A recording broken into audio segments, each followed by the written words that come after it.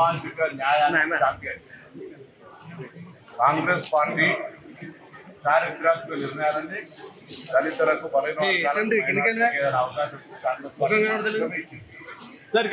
ఈరోజు బలైన ముఖ్యమంత్రి భారతీయ జనతా పార్టీ కనీసం శాసనసభ పక్ష నాయకత్వం ఇవ్వలేకపోయింది. ఉన్న బలహీన వర్గాల అధ్యక్షుడు స్థానిక మంత్రి బండి సంజయ్ అకారణంగా తొలగించి మరొక వ్యక్తిని నియమించారు. ఇంత పెద్ద బలహీన వర్గాల రాజకీయ పార్టీలు 5% మంది స్థానాలు వస్తే 100% సామాజిక న్యాయం ఇస్తే, 3 మంత్రులే సామాజిక న్యాయం ఇస్తే, ఆ పార్టీ మాత్రం మా దారి రిజర్వేషన్లకు విధంగా పోరాడినటువంటి కరడు కట్టిన బలహీన వర్గాల వ్యతిరేకి రామచంద్రరావు గారి ప్రకటించింది. ముందు వాళ్ళు మార్చుకొని వాళ్ళ ఆలోచన విధానాన్ని మమ్మల్ని అడుగుతున్న మీరు కిషన్ రెడ్డి గారు ముందు రాజీనామా చేసి మంత్రి పదవిని అరవింద్ గారికో లక్ష్మణ్ గారికో రాజేందర్ గారికో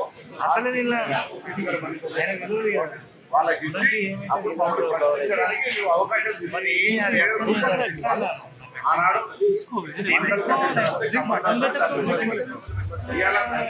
కాంగ్రెస్ పార్టీ చూస్తే పాయింట్ సెంటర్ మద్దతు ఇచ్చినప్పటికీ కూడా వాళ్ళ అడ్డం పడే ప్రయత్నం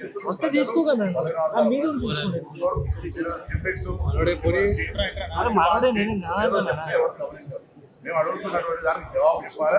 వాళ్ళు 5 కూడా మా పార్టీ మేము ఎప్పుడైనా 10 వర్గాలకు దళితులకు మైనార్టీలకు అన్యాయం చెప్తే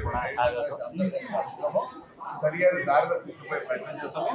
ఈరోజు బలహీన వర్గాల ప్రాతినిధ్యం ఉన్న ఆ 5-6 ఎంపీలు భారతీయ జనతా పార్టీ హిందువుల పేరుగా ముస్లింల పేరుగా ఇంకో రకరకాల డైవర్షన్స్ లేకుండా రిజర్వేషన్లకు సంబంధించి 42% రాష్ట్రపతి గారి దగ్గర ఉన్నది కానీ ఆమోదించిన నిర్ణయించిన ప్రకారంగా సెప్టెంబర్ 30 లోపల ఎన్నికలు నిర్వహించడానికి భారతీయ జనతా పార్టీ సహకరించాలి.